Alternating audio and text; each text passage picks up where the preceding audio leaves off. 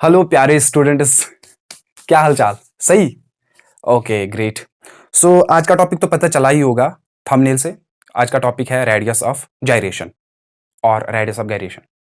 Okay, वो आप पे है, ठीक। तो बहुत ही इजी टॉपिक है, डिफिकल्ट नहीं है, और रोटेशनल डायनेमिक्स का ही टॉपिक है।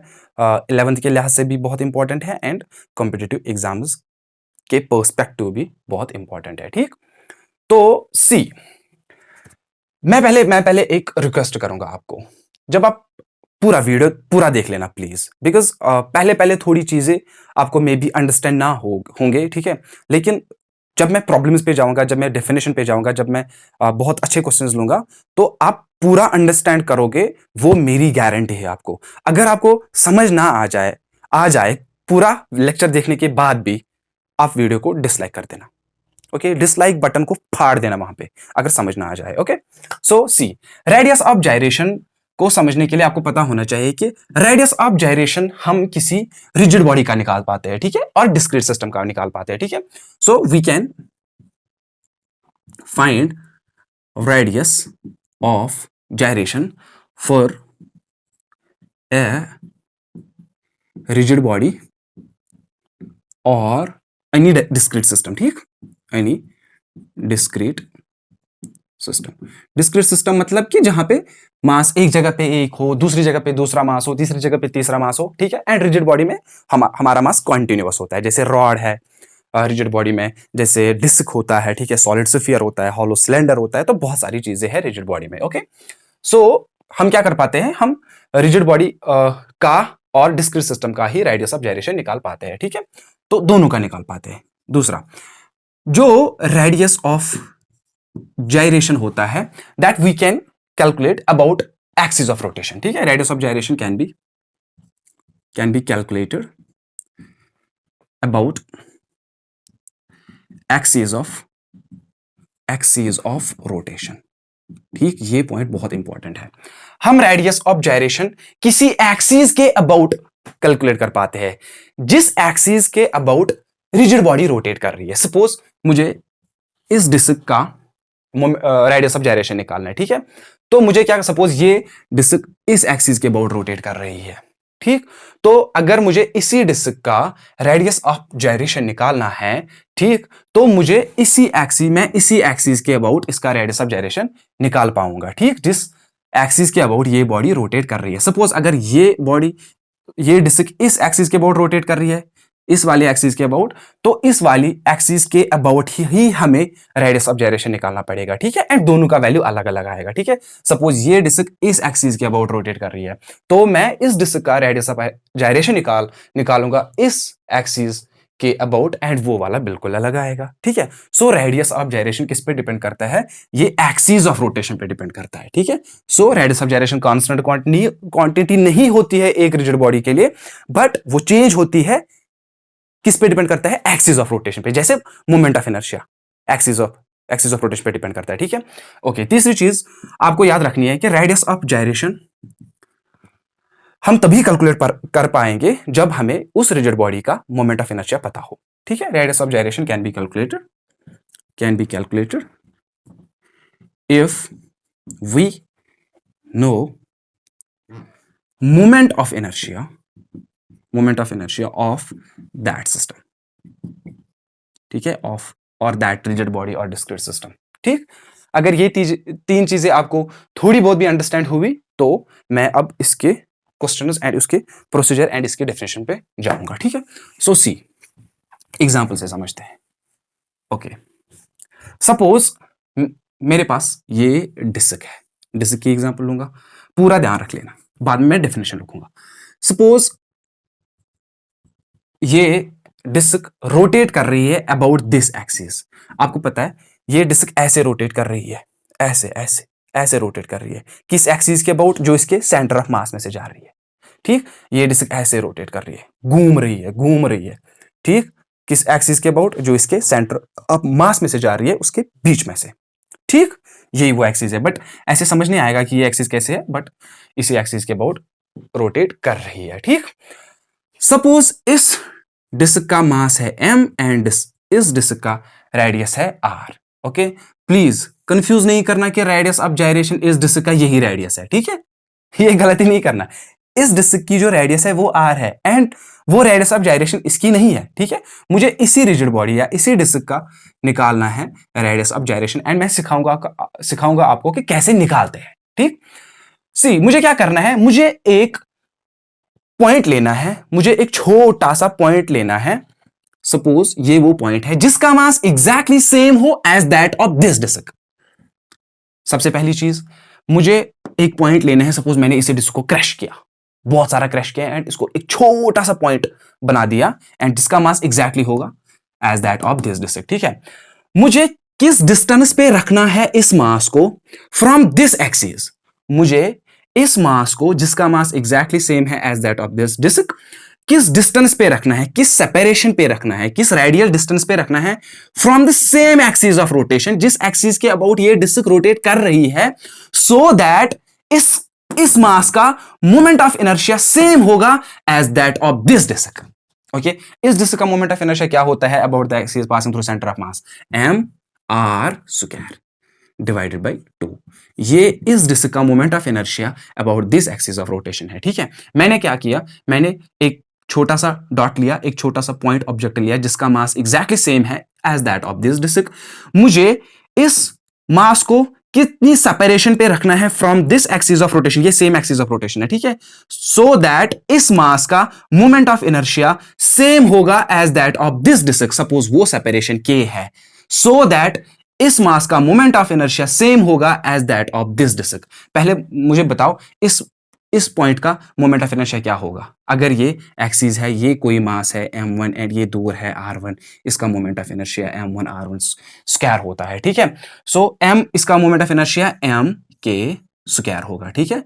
मैंने क्या बोला, सो दैट इस पॉइंट मास का मोमेंट ऑफ इनर्शिया सेम होगा as that of this disc. इसका मोमेंट ऑफ इनर्शिया कितना था, mr स्क्वायर बाय 2, इसका moment of inertia m K square by 2, तो दोनों इक्वेट करेंगे, ठीक है। So that means m K square equals m r square divided by 2। Okay, m खत्म हो जाएगा, which implies k square equals r square divide by 2, which implies k equals r divide by √2। ये है radius of जाइरेशन। किसका, ये disc का निकल आता है, ठीक है, radius of gyration of disc, okay, about the axis, x axis which is passing through centre of mass, ठीक है। तो ये रहा इसका रेडियस ऑफ जाइरेशन, ठीक है, के से डिनोट करते हैं। ओके, दूसरे एग्जांपल लेते हैं। ओके, इसी डिस्क का सी, पहला पॉइंट में वो जो मैंने पहले पॉइंट लिखा था उसको मैं प्रूव करूंगा। सपोज अब यही डिस्क है, ये अब इस एक्सिस के अबाउट रोटेट कर रही है, ये मतलब कि जो साइड से जा रही है, ठीक है, इसके सेंटर ऑफ मास में से नहीं जाती है। आपको सपोज इस डिस्क का मास है स्टिल m, ठीक है, एंड इसका जो मोमेंट ऑफ इनर्शिया क्या होता है इस डिस्क के अबाउट। एक तो पहले सेंटर ऑफ मास के अबाउट निकालना है, आपको पता होना चाहिए, पैरेलल एक्सिस थ्योरम के थ्रू निकलता है, ठीक है। इसका moment of inertia mr square divide by 2 plus mr square, ठीक है, mr स्क्वायर। ये मैं पैरेलल एक्सिस थ्योरम में पढ़ाऊंगा, ठीक है, अगर आपको पता होगा। अगर आपको मोमेंट ऑफ इनर्शिया पता है about the axis passing through centre of मास, आप किसी भी एक्सिस के अबाउट मोमेंट ऑफ इनर्शिया निकाल पाते हो, ठीक है, by just adding mr square, ठीक है। So which implies mr square plus 2 times mr square divide by 2 which implies 3mr square divide by 2। इस डिस्क का मोमेंट ऑफ इनर्शिया है about the axis this one, okay, let's say y। Okay, ये इस time centre of मास में से नहीं जा रही है ये एक्सिस, ठीक है।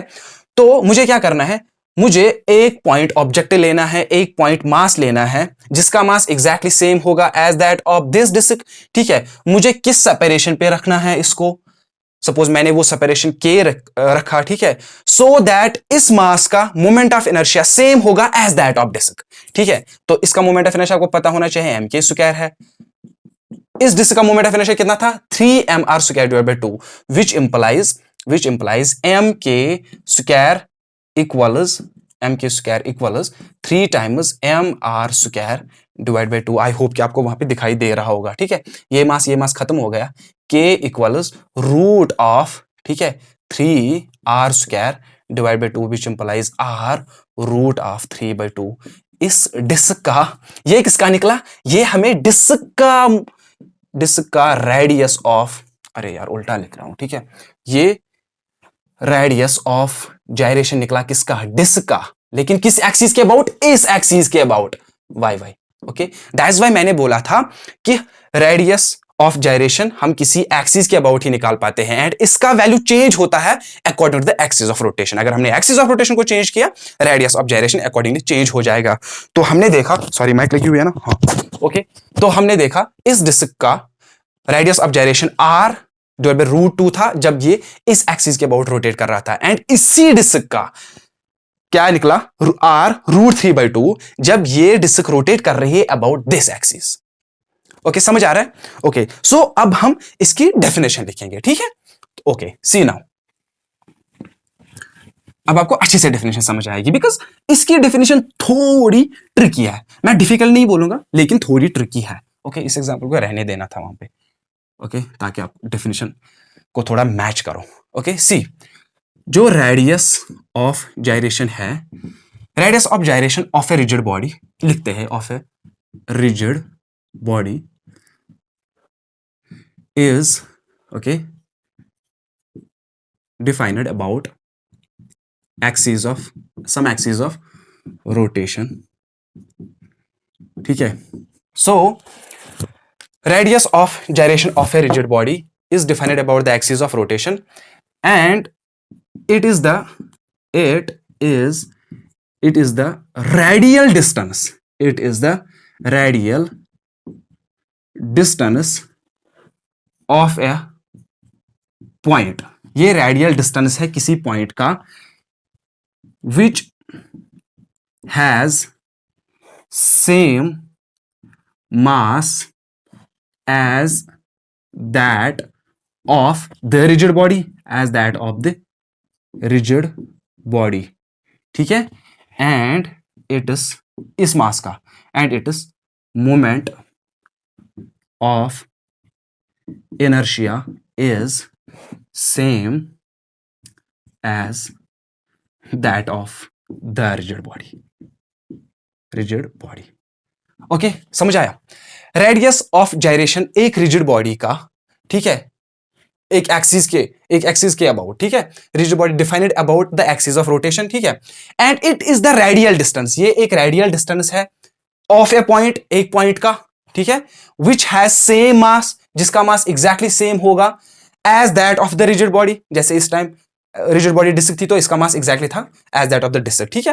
And it is moment of inertia, इसका मोमेंट ऑफ इनर्शिया m² था, तो मैंने इक्वेट किया इस मोमेंट ऑफ इनर्शिया के साथ, and it is moment of inertia is same as that of the rigid body. Okay, थोड़ी डेफिनेशन इसकी अगर आप बुक्स चेक करोगे तो आपको वहां पे यहां पे as if the whole mass is concentrated at that point, ठीक है, ये भी लिखा होता है, ठीक है। आप इसको देख लेना एक दो बुक से, तो आपको अच्छे से समझ आ जाएगा एग्जैक्ट डेफिनेशन, ये भी एग्जैक्ट डेफिनेशन ही है, ठीक है। ये थोड़ा मैंने खुद से मतलब लाइक थोड़ा इजी बनाने की कोशिश की है, ठीक है। तो अब हम इसकी एक और एग्जांपल लेते हैं, ठीक। सपोज मेरे पास अब है